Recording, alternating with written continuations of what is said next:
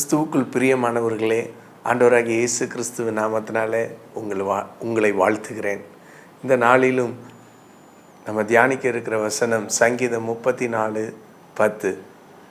தாவீது சொல்லுகிறார், கர்த்தரை தேடுகிறவர்களுக்கோ ஒரு நன்மையும் குறைபடாது. அல்லேலூயா. கர்த்தரை தேடுகிற ஒருத்தருக்கும் ஒரு நன்மையும் குறைவுபடும்படியாய் நம்முடைய தேவன் விடமாட்டார். நம்முடைய தேவன் சர்வ வல்லமையுள்ளவர், சர்வ சிருஷ்டிக்கும் எஜமானன். அவர் நம்முடைய நினைவுகள், நம்முடைய நினைவின் தோற்றங்களை கூட அறிந்திருக்கிறார்.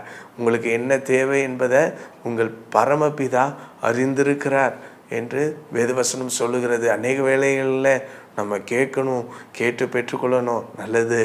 ஆனால் நம்ம கேட்பதற்கு முன்பாகவே நமக்கு என்ன தேவை என்பதை நம்முடைய பரமபிதா அறிந்திருக்கிறார் என்று இயேசு தம்முடைய சீஷர்களுக்கு அழகாய் கற்றுக் கொடுத்தார். அல்லேலூயா. நம்ம அநேக வேளைகளில் கண்ணீர், ஐயோ கலக்கம், எப்படி நான் நாளைய தினத்தை சந்திக்க போகிறேன். ஆனால் ஆண்டவர் சொல்லுகிறார், கர்த்தரை தேடுகிறவர்களுக்கு ஒரு நன்மையும் குறைவுபடாது.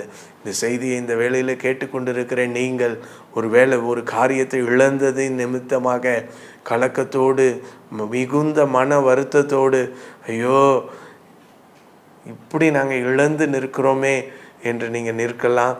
நான் உங்களுக்கு சொல்லுகிறேன், ஆண்டவர் உங்களை விட்டு சில காரியத்தை எடுக்கிறாருன்னா அது உங்களுக்கு நன்மை அல்ல. ஆகவே அதை எடுக்கிறார். வேதவசனம் சொல்லுகிறது, கர்த்தரை தேடுகிறவர்களுக்கு ஒரு நன்மையும் குறைவுபடாது. மகனே மகளே, நீ கர்த்தரை தேடினது உண்மையானால், நீ கர்த்தரோடு கூட நெருங்கின தொடர்பில் இருப்பது உண்மையானால், நீ ஏதாவது இழந்திருந்தா கவலையே படாத. அது உனக்கு நன்மை இல்லை மகளே, அது உனக்கு நன்மை இல்லை என்று ஆண்டவர் எடுத்திருக்கிறார். கர்த்தரை தேடுகிறவர்களுக்கு நன்மை மட்டும்தான் தொடர முடியும். தாவீது சொல்லுகிறார், நன்மையும் கிருபையும் என் ஜீவனுள்ள நாட்கள் எல்லாம் தொடரும் என்று சொல்லி, நன்மையான எந்த ஈவும் பூர்ணமான எந்த வரமும் பரத்தில் இருக்கிற ஜோதிகளின் பிதாவின் இடத்திலிருந்து நமக்கு வருகிறது. நமக்கு ஒத்தாசை அனுப்புகிறவர், வானத்தை உண்டாக்கின சர்வ வல்லமை உள்ளவர். நமக்கு ஒரு தகப்பன் உண்டு, நம்மை விசாரிக்கிறதற்கு ஒரு தகப்பன் உண்டு, ஒரு தாயை போல தேற்றுகிறதற்கு ஒரு தகப்பன் உண்டு. நாம் தனிமையானவர்கள் அல்ல. தேவன் தனிமையானவர்களுக்கு வீடு வாசலை உண்டு பண்ணுகிறார் என்று வேதவசனம் சொல்லுகிறது. ஆபிரகாமை தனியாக இருக்கும்போது அழைத்தார், தனியாக அவனை கூப்பிட்டு அழைத்து அவனை பெரிய ஜாதியாக்கினார். அவனுக்கு வாக்கு பண்ணினபடியே அவனை ஆசீர்வதித்து அவன் பேரை பெருமைப்படுத்தினார். அவனை ஆசீர்வதிக்கிறவர்களை ஆசீர்வதித்தார். அவனை சபிக்கிறவர்களை சபிக்கப்பட்டவர்களாய் இருக்கும்படியாய் செய்தார். ஆண்டவர் ஆபிரகாமை அழைத்து ஆசீர்வதித்தது உண்மையானால், விசுவாசிக்கிற யாவரும் ஆபிரகாமின் சந்ததி என்று வேதவசனம் சொல்லுகிறது. இயேசு கிறிஸ்துவின் இரத்தத்தினால கழுவப்பட்டு நீங்கள் நீதிமான்கள் ஆக்கப்பட்டு இருக்கிறீங்க. நீங்கள் ஆபிரகாமின் சந்ததியாக மாற்றப்பட்டு இருக்கிறீங்க. ஆகவே ஆபிரகாமுக்கு உண்டான ஆசீர்வாதங்கள் எல்லாம் உங்களுக்கும் உண்டு. உங்களை ஆசீர்வதிக்கிறவர்கள் ஆசீர்வாதமாக இருப்பார்கள். யாராவது சபிச்சாங்கன்னா கவலைப்படாதீங்க. அந்த சாபம் உங்கள் மேலே வராது, உங்கள் சந்ததி மேலே வராது, உங்கள் பிள்ளைகள் மேலே வராது. உங்களை சபிக்கிறவர்கள் சபிக்கப்பட்டவர்களாக இருப்பார்கள் என்று வேதவசனம் சொல்லுகிறது. ஆகவே நாமும் யாரையும் சபிக்கக்கூடாது. ஆண்டவர் சொல்லியிருக்கிறார், ஆசீர்வதிக்க வேண்டியதே அன்றி சபியாதிருங்கள். கர்த்தரை தேடுகிற நமக்கு ஒரு கவலையும் பட வேண்டாம். ஆண்டவர் ஏற்ற காலத்தில் நம்ம தேசத்தில் மழையை பெய்ய பண்ணுவார். ஏற்ற நேரத்தில் உங்களுக்கு தேவையான உதவிகளை உங்களுக்கு கொண்டு வந்து கொடுப்பார். நீங்கள் நினைக்கலாம், இது எப்படி ஆகும்? ஆண்டவர் நடத்தி காண்பிப்பார். இது எப்படி முடியும், இது எப்படி ஆகும் என்று வேதத்தில் கேட்டவர்களெல்லாம் பார்த்துருக்குறோம். அவர்களுடைய முடிவையும் பார்த்துருக்குறோம். அதெல்லாம் ஆச்சரியமானது. ஆம் பிரியமானவர்களே, நம்முடைய தேவன் நேற்றும் இன்றும் என்றும் மாறாத அதே வல்லமையோடு அதே பராக்கிரமத்தோடு இன்றைக்கு நம்மோடு கூட இருக்கிறார். மாம்சமான யாவர் மேலும் என் ஆவியை ஊற்றுவேன் என்று சொன்ன தெய்வம் இன்றைக்கு நம் மீது தமது ஆவியை அளவில்லாமல் ஊற்றி இருக்கிறார். நாம் எந்த நேரத்திலும் கவலையே படக்கூடாது. சில நேரம் நொறுங்கின நேரங்களிலே பாட்டு பாடணும், நொறுங்கி இருக்கிற வேளையில் அடுத்த ஸ்டெப்பு எடுத்து வைக்க முடியாது.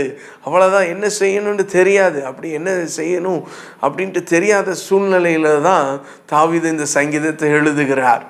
அல்லேலூயா. கடந்து வந்த பாதைகள் எல்லாம் கடினமானது. தாவீதுடைய பாதைகள் கடினமானது. அப்போ தான் தாவீது எழுதுகிறார் இந்த சங்கீதத்தை.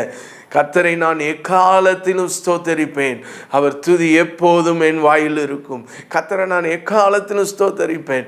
இன்பமானாலும் சரி, துன்பமானாலும் சரி, உயர்வானாலும் சரி, தாழ்வானாலும் சரி, கர்த்தரை நான் மேன்மைப்படுத்துவேன், கர்த்தரை நான் மகிமைப்படுத்துவேன் என்ற அந்த சிந்தைக்குள்ளே வந்து விட்டீங்கன்னா உங்களை யாராலும் அசைக்க முடியாது. எந்த போராட்டமாக இருந்தாலும் உங்கள் இருதயத்தில் உள்ள இருக்கிற சந்தோஷத்தை கெடுக்க முடியாது. கர்த்தர் சமாதானத்தை கொடுத்திருக்கிறார். அந்த சமாதானத்தை நீங்கள் இழக்கவே மாட்டீங்க. அது உலகம் கொடுக்கவும் முடியாது, உலகம் எடுக்கவும் முடியாது. அநேக வேளைகளில் நம்ம சோர்ந்து போய் விடுகிறோம். ஐயோ, முடிவு எப்படி இருக்குமோ தெரியலையே. முடிவு தெரியாததுனால நம்ம அநேக நேரத்தில் கலங்கி போயிருக்கிறோம். நான் உங்களுக்கு சொல்லுகிறேன், கர்த்தரை தேடுகிறது ஒவ்வொருவருடைய வாழ்க்கையை நீங்கள் பார்த்தீங்கன்னா அவர்கள் முடிவு ஜெயம். அவர்களுக்கு எதிர்த்து வந்தவர்கள் தான் பின்னிட்டு போனார்கள் அல்லது அது அவர்களுக்கே ஆசீர்வாதமாக மாறினாங்க. அதே போல் உங்கள் வாழ்க்கையில் எதை குறித்தும் பயப்படாதீங்க, கவலைப்படாதீங்க. எதை குறித்தும் மகனே நீ கவலைப்படாதே, ஏசப்பா எல்லாவற்றையும் பார்த்து கொள்வார். எதை குறித்தும் மகளே நீ கவலைப்படாதே, ஏசப்பா எல்லாவற்றையும் பார்த்து கொள்வார். நீதிமானின் சந்ததி என்றும், நீதிமானின் சந்ததி என்றும் அப்பத்துக்காக அலைந்து திரிவதே இல்லை, அப்பத்துக்காக அலைந்து திரிவதே இல்லை. காக்கைகளை கவனித்து பாருங்க, மற்ற பறவைகளை கவனித்து பாருங்க.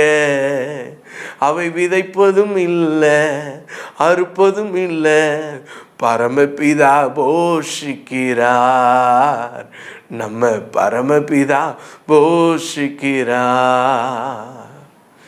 நமக்கு தகப்பனா இருக்கிறவர் தான் இந்த உலகத்தில் இருக்கிற காக்காவுக்கும் குருவிக்கும் புறாவுக்கும் எல்லா உயிரினங்களுக்கும் போஷிப்பை கொடுக்கிறார், உணவு அளிக்கிறார்.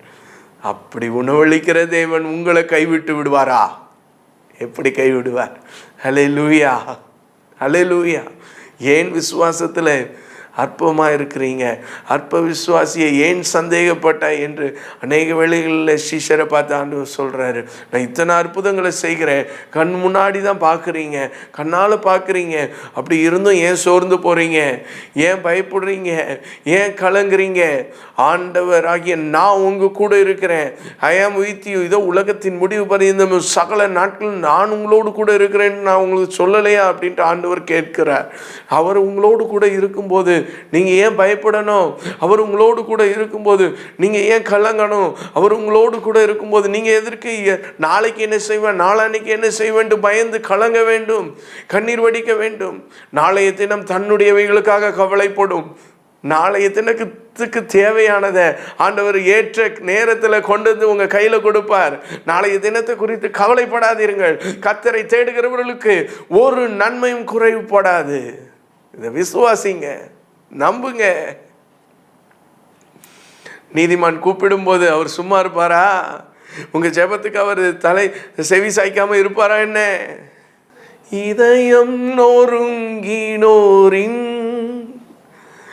ஆதரவும் அவரே, கதறல்கள் கேட்டிடுவார்,